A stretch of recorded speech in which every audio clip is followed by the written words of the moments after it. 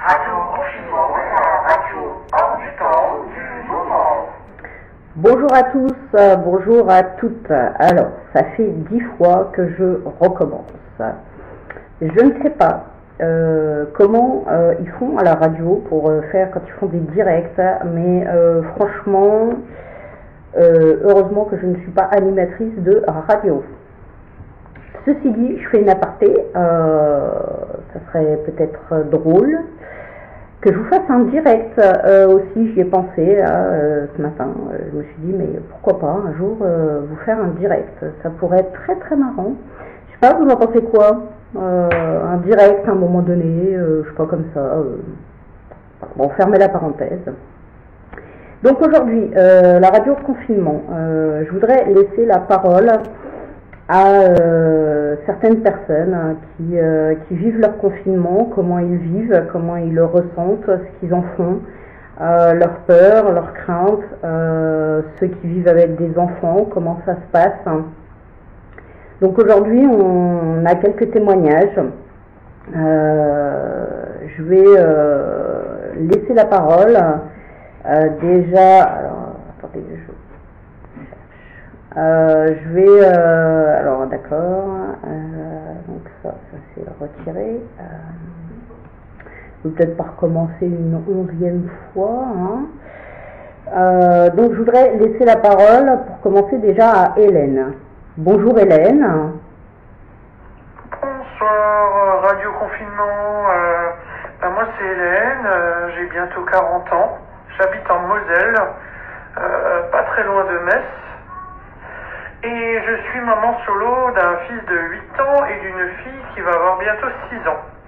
Et ma fille est autiste, donc c'est d'autant plus compliqué. Le confinement ne m'apporte rien de bien, forcément, comme la plupart des gens. Je le vis très mal, je suis aide-soignante en arrêt maladie parce que j'ai eu des soucis de santé. J'ai prolongé des arrêts pour protéger mes enfants. Malheureusement le médecin n'est pas très conciliant, je vais devoir reprendre bientôt. Donc voilà, c'est vraiment très difficile le confinement, surtout avec ma fille. Ma fille Lily son état de santé quand même, au niveau de l'autisme, elle se dégrade quand même, elle est beaucoup plus perturbée, elle se donne des claques, elle fait beaucoup plus de bêtises, elle pleure très souvent, puis je pense que c'est une éponge, les enfants sont des éponges, elle encore plus, et c'était tellement difficile, moi toute seule avec les 2 enfants, avec aucun répit, parce qu'elle est suivie par des centres, etc., là il n'y a plus rien, que ma maman m'a proposé de venir s'héberger, qu'on aille avec ma maman la rejoindre, avec tous les risques que ça implique quand même. Donc on est venu ici, dans une grande maison avec jardin, etc. Donc c'est vrai que c'est beaucoup mieux pour les enfants. Mais ça n'enlève en rien les angoisses, voilà. C'est vrai que ma fille a été en contact avec ma voisine mardi dernier, qui apparemment maintenant est malade. Donc je compte les jours, et c'est vrai que là, depuis 2 jours, j'ai des maux de tête. Ma maman aussi n'est pas trac, on ne sait pas trop ce que c'est, on pense au Covid tout de suite. C'est vrai que moi mes maux de tête, je les ai toujours et je ne chauffe pas. Et j'ai très peur, j'ai vraiment peur de contaminer ma maman. Donc voilà, les enfants vont bien, mais ça reste très compliqué quand même. Quand on est seul, j'ai une compagne qui ne peut pas venir nous voir parce qu'elle est policière sur Colmar. Et les risques sont beaucoup trop importants. Puis de toute façon, le confinement fait que on ne peut pas voir nos proches et nos conjoints. Et c'est vraiment très difficile. Merci Hélène. Merci Hélène pour ton témoignage. Voilà, le témoignage d'une personne qui a arrêté de travailler pour protéger les siens, sa mère, ses enfants, une maman d'une petite fille autiste. Merci pour ton témoignage et de nous avoir livré ta manière de le vivre, tes peurs, tes craintes, tes angoisses et comment tu pouvais le vivre. Voilà, on va continuer. va donner la parole à une personne qui, malgré le confinement, elle, a continué de travailler. Donc nous donnons la parole à Martine. Bonjour Martine. Bonjour, je m'appelle Martine, j'ai 39 ans, je vis à Strasbourg. Je suis maman d'un adolescent dont je partage la garde alternée avec son papa. Au niveau professionnel, je suis assistante de vie aux familles. Je suis employée dans une association d'aide à la personne depuis 1 an. Je travaille auprès de personnes cérébrolésées qui vivent en habitat partagé. Mon travail consiste à accompagner les personnes dans les gestes de la vie quotidienne, l'aide à la toilette, la préparation des repas, l'entretien du cadre de vie, l'organisation d'animations et de sorties. Depuis la mise en confinement, je continue d'exercer mon activité professionnelle. J'ai la chance d'être en bonne santé et de pouvoir continuer à travailler. Cela me permet de maintenir un rythme et un équilibre de vie, malgré la peur au quotidien de contracter le virus ou d'en être malgré moi le vecteur. Il n'y a pas eu de dépistage pour les aidants comme pour les personnes en situation de handicap pour nous à ce jour. Bien que mon confinement soit partiel, je regrette de ne pouvoir offrir de simples gestes d'affection à mes proches. Prendre mon fils dans les bras, l'accueillir par de chaleureuses embrassades lorsqu'il revient de chez son papa. J'éprouve comme tous la tristesse d'être coupée de ma famille et de mes amis, l'impossibilité de faire une visite, partager un repas ensemble, avec des moments simples et conviviaux.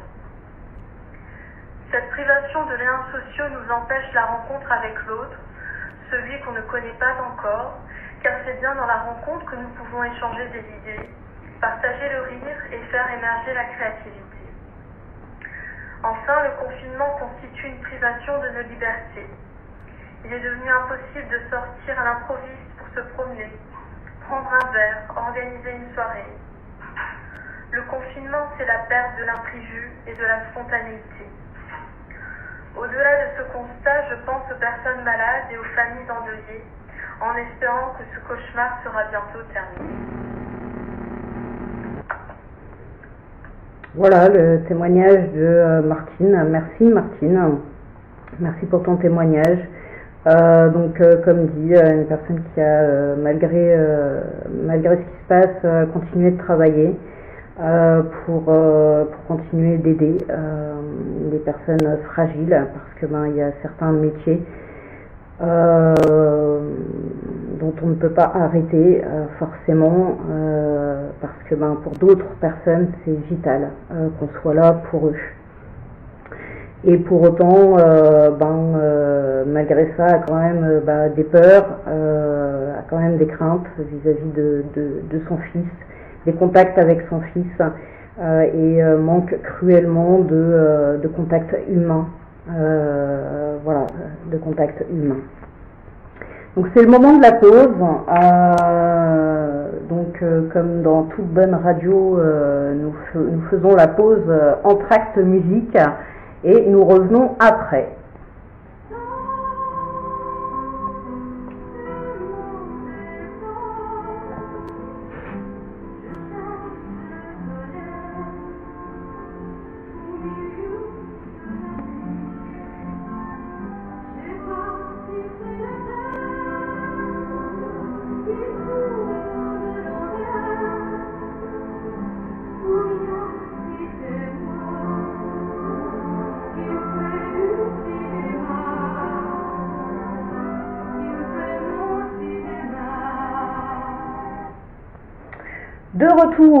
De retour pour continuer la radio confinement, la radio hors du temps du moment. Donc nous avons de nouveaux témoignages.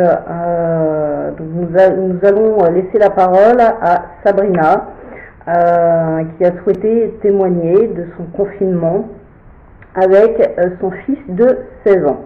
Bonjour Sabrina.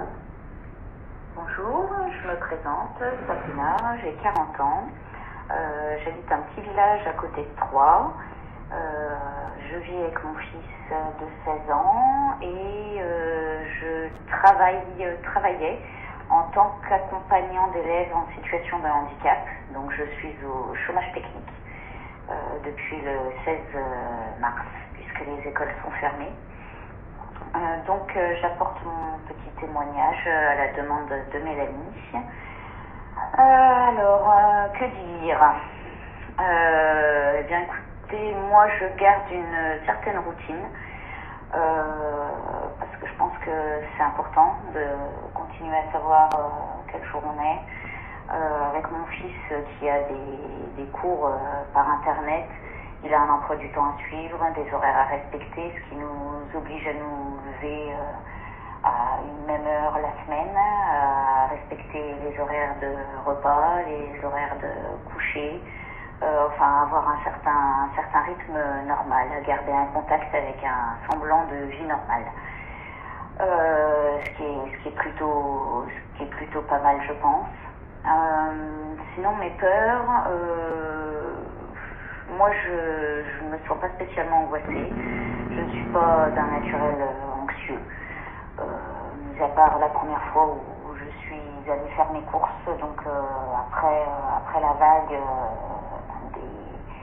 des acheteurs compulsifs, donc en pleine période de confinement. C'est vrai que ça m'a fait bizarre, j'ai eu l'impression d'être dans une autre dimension, dans un film, dans un mauvais film, être 10 dans le magasin, à faire la queue devant pour pas être tous dedans en même temps, le regard très désagréable des gens et leur attitude, comme s'ils étaient en train de mourir parce qu'on était à côté d'eux, comme si on était en train de les contaminer, de les condamner à mort. Enfin, ça m'a été très désagréable la première fois. Maintenant, je fais abstraction. Je veux pas tomber dans la paranoïa ou la dépression non plus, parce que c'est quand même assez triste tout ça. Donc, les infos pour moi c'est à très petite dose. C'est juste le minimum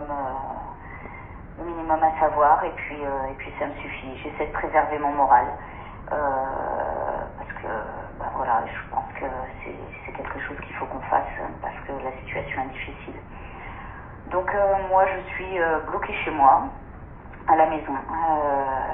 Je fais partie des personnes confinées. Dans la maison il y a toujours quelque chose à faire.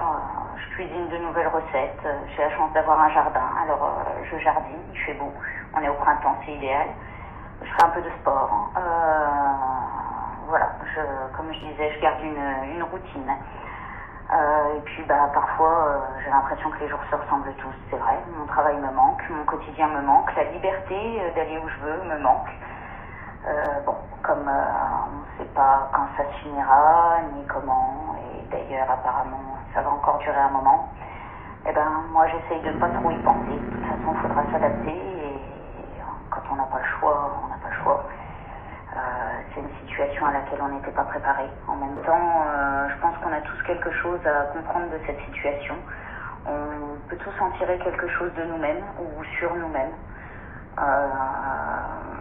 Voilà, avec mon fils, on suit les règles du confinement. On essaye de rester cool. On pense à ne pas trop y penser. Et puis, si un jour on n'est pas top, tant pis, on peut remettre au lendemain sans culpabiliser, puisqu'on a plein de temps. Malgré tout, voilà, il y a toujours du bénéfice quelque part. Moi, je reste optimiste parce que il faut rester optimiste. La vie est toujours là et elle continue. Je m'estime chanceuse parce que ma famille et mes proches sont en bonne santé, et je crois que c'est le principal, il ne faut pas l'oublier. Et puis, je voudrais dire aussi courage à tous ceux qui continuent de travailler malgré ça, et courage aussi à tous ceux qui sont bloqués chez eux, parce que c'est pas marrant d'être bloqué chez soi. Et puis voilà quoi, on s'en souviendra de cette année-là. C'est tout. Merci beaucoup Sabrina pour ton témoignage. Je crois que c'est vrai. Il faut garder, comme on le peut, un certain rythme. C'est important, et rester connecté, rester ensemble le moral. Je crois que ce qui est le plus important dans cette période de confinement, cette période d'atmosphère comme ça invisible et angoissante, ce qui est primordial, c'est de garder le moral.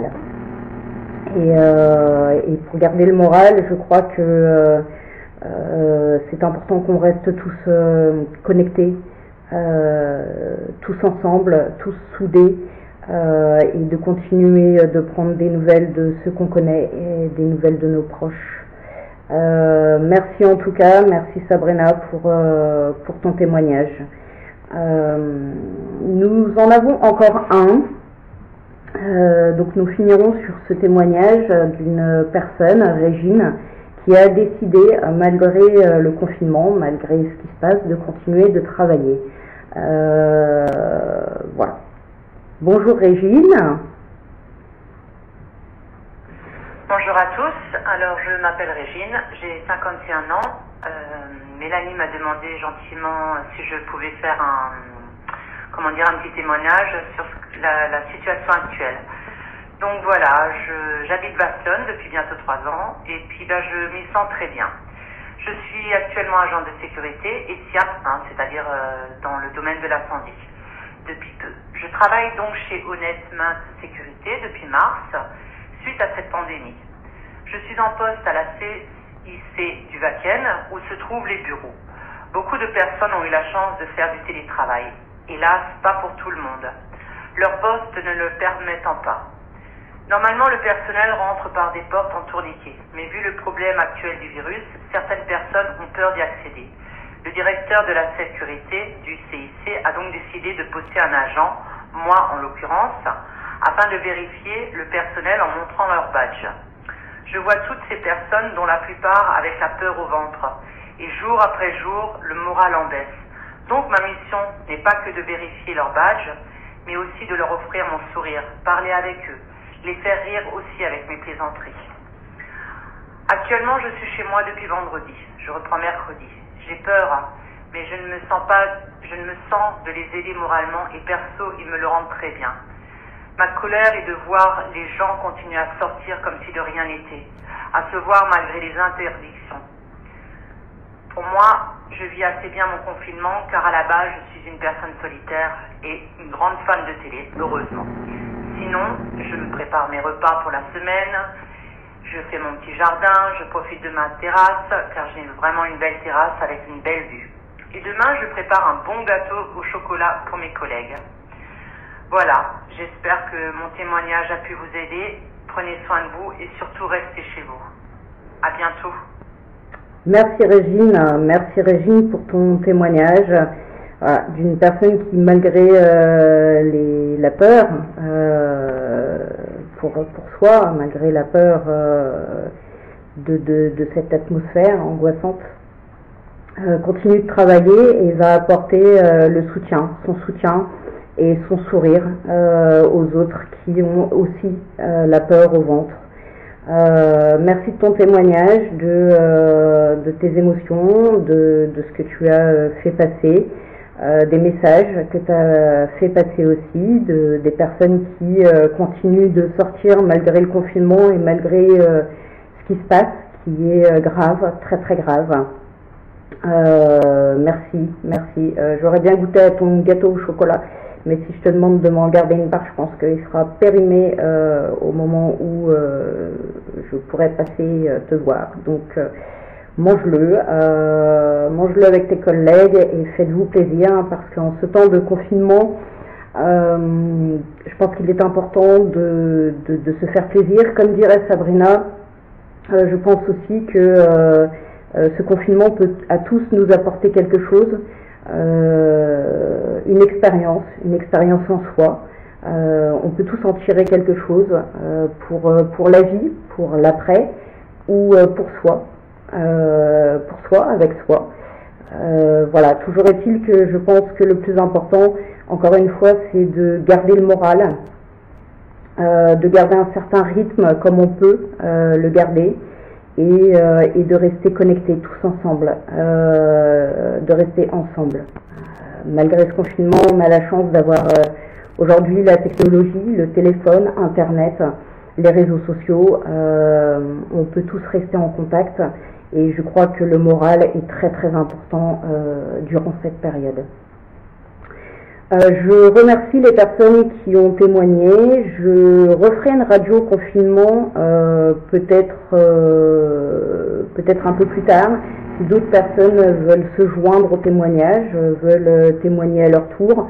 Je pense que c'est aussi important pour les personnes qui témoignent, tout autant pour les personnes qui témoignent que pour les personnes qui entendent. Ça peut permettre de trouver aussi un soutien, un écho à sa propre vie.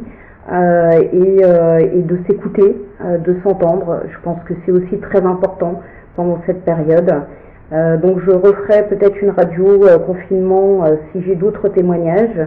N'hésitez pas à venir vers moi. Et puis quand on connaîtra la date de déconfinement, je ferai de nouveau une radio pour les personnes éloignées. De comment elles appréhendent leur sortie, de comment elles pensent que ça va se passer, de comment elles ressentent pour elles-mêmes et pour les autres ce déconfinement et comment elles appréhendent ce déconfinement. Voilà. Et ben il est l'heure de vous quitter pour l'instant. Prenez soin de vous, prenez soin de nous. Prenez toujours des nouvelles de vos proches, de ceux que vous connaissez. Restez chez vous. Je sais, il fait beau, il fait chaud, mais c'est important, je crois, de penser à quelque chose qui est beaucoup plus important que le soleil. On a la chance d'avoir le soleil qui traverse nos vitres, qui traverse nos fenêtres, qui sont sur nos balcons, sur nos terrasses, dans nos jardins. Il est primordial de penser à la vie des autres et à notre propre vie. On aura le temps de goûter au soleil et de traverser les rues, les champs et les parcs un petit peu plus tard. Voilà. Je vous dis à demain dans une prochaine vidéo et je vous souhaite de passer un très beau week-end.